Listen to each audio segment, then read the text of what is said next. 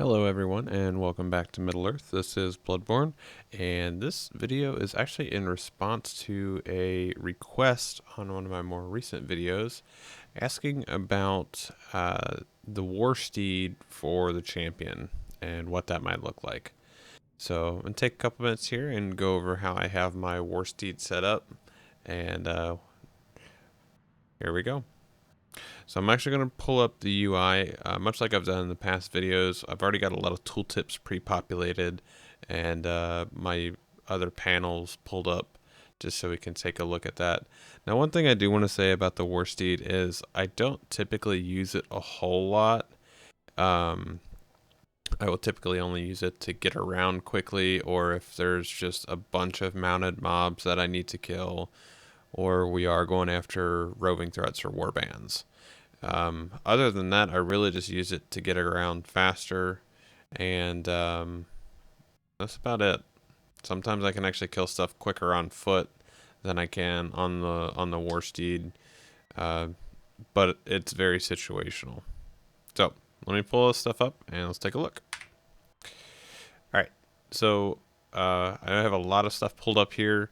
Across the top, I do have the relics that I have in my legendary bridle, which my legendary bridle still is level 85. I haven't actually gone beyond that. I honestly don't remember if the issue with Fury has ever been resolved. So at that time, a level 85 was sufficient, and it still seems to be. But let's go over the skills, and actually I'm going to do one other thing here. I'm going to bring up my mount tab here, and we'll go over kind of the traits that I have selected. Now, I use a medium warsteed. As a champion, I probably should be using a heavy because they do have some pretty good damage bonuses in heavy. But I like the damage over times. I like the way the medium is set up for speed, damage over time, and just the overall build of it. But you can see at level 100 we have 87 points. I do have 3 points into long reach, plus 10 to max distance of range skills, plus 1200 to crit rating, plus 2100 to physical mastery rating, plus 15% crit multiplier, plus 20% to damage versus mounted units. We have Deadly Pursuit. All class skills that deal damage will apply a moderate bleed effect when attacking from behind. And then we have Shields will be splintered. While utilizing the Red Dawn Discipline, the following skills will have greatly reduced enemy armor and inflict a heavy bleed damage. Swift Cut, Sundering Blow, and Destabilizing Strike. The rest of the skills that I have, or the traits that I have, really just fillers because I have the points. A lot of the blue stuff is going to be power regen, both in combat and out of combat. Just see a lot of that stuff. Power cost. You do have sacrifice. I honestly only use sacrifice if I click it by mistake. Some block and parry, which the block isn't going to do much for us, and some mitigation. Yellow line, you're going to get the threat skills. You're going to get your dash, which bumps your speed up to 16 meters per second for 17 seconds. Strength of the champion, which is a buff for the group. It's going to give you plus 2020 physical mastery rating. And then really, precise strikes is going to give you a 30% damage over time, which is nice. In Red Dawn, you're going to get plus 5% crit damage. And then really just some fillers. I haven't really paid attention to too much of what they are. There's your bow skill. And there is a chance with one with your steed, there's a 15% chance that some of your skills will not actually consume the fervor that you're generating. So, and then I have agility at 7 to increase turn rate. Warsteed strength, so I have more damage output.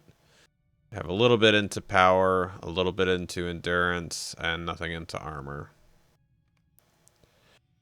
As far as the skills go, you'll notice that the ones that are affected by the yellow line trait, that will actually say this 85% chance to apply on the removes all fervor. So these two skills right here have a chance to not actually use all the fervor that you're consuming, which is nice, but it's I don't know, it's a nice thing, but it's not huge. You will notice that all these guys have the bleed with the armor reduction attached to it. And now I have these skills laid out in order of increasing fervor and then fervor consumption, with the exception of my bow shot, because I actually will use 1 through 4 on hotkey, and I will click the horn blast and the bow shot. I also have them laid out in order of damage. So you'll notice the base damage on mounted strikes 2574, swift cut is 3785, and sundering blow is 4693. And stabilizing strike is 6603. So I have those kind of laid out in order of how much damage they do. If it's a mob that's not mounted, I guess it could even be against one that's mounted, I'll typically start off with Sundering Blow because that has a chance to crit really hard and one-shot a lot of targets. The Stabilizing Strike has the same effect, but its crit payout I don't think is as high. If we take a look at the Legendary, though, what I have is a level 85 Second Age, and I don't have any upgrades on it. I do have the damage skill damage over time bleed pulses ranked up with 9 extra pulses. Plus 10% shields will be splintered damage. Plus 10% red dawn skill direct damage. So all these guys are just getting a plus 10% increase. We do have agility for some more turn rate, some strength for some more damage, and then I didn't really have any points left to spend for the power cost, but it took 1% off of that. So real quick, also, if you look at what agility is doing for you, it's adding tactical mastery, warsteed turn rate, warsteed evade rating, endurance, regen. So it's good to have that one. And then the strength is your physical mastery rating, power regen, and your non-combat regens. The block's not really doing anything for me. So part of the reason I do that too is when I actually go into Rittermark Discipline, you can actually turn really, really quickly with all the stuff that we've got going on here, especially with one of the relics that I have too. It makes it a lot easier to use the warsteed.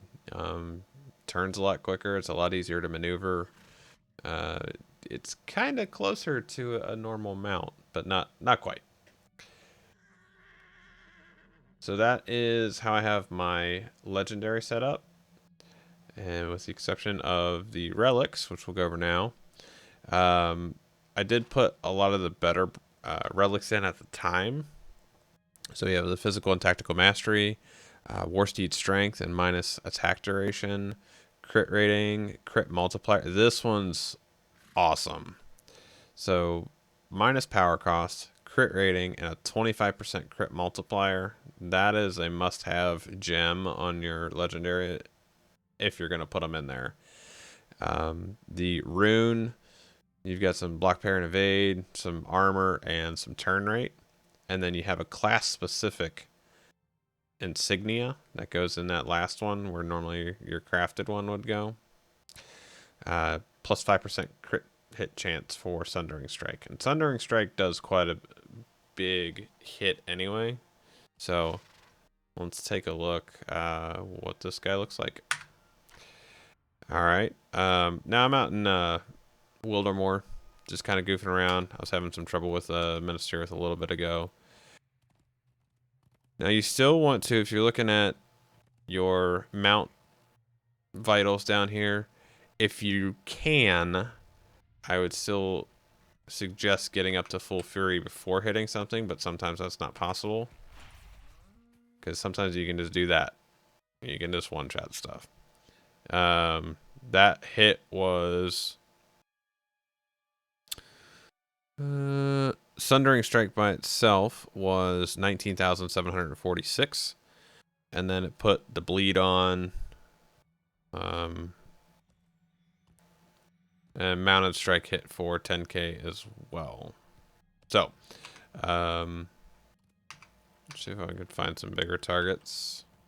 Again, I'm hitting level 85 targets out here, so not a huge challenge, but just kind of wanted to show what it would look like. Actually, if we go into Rittermark, you can actually see a little laggy out here even. But this guy is a lot easier to maneuver with all those relics and being in Rittermark. Pop into Red Dawn, you'll notice he's a little bit slower turning.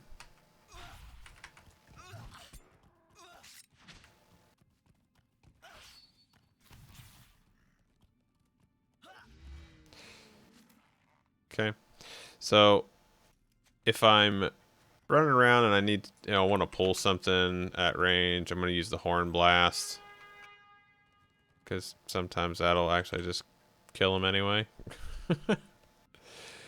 But there's not a whole lot to it. I very much like how I play the champion. If I use skills typically in order of fervor generation and then consumption. If I have full fervor, I'm going to use my bigger attacks.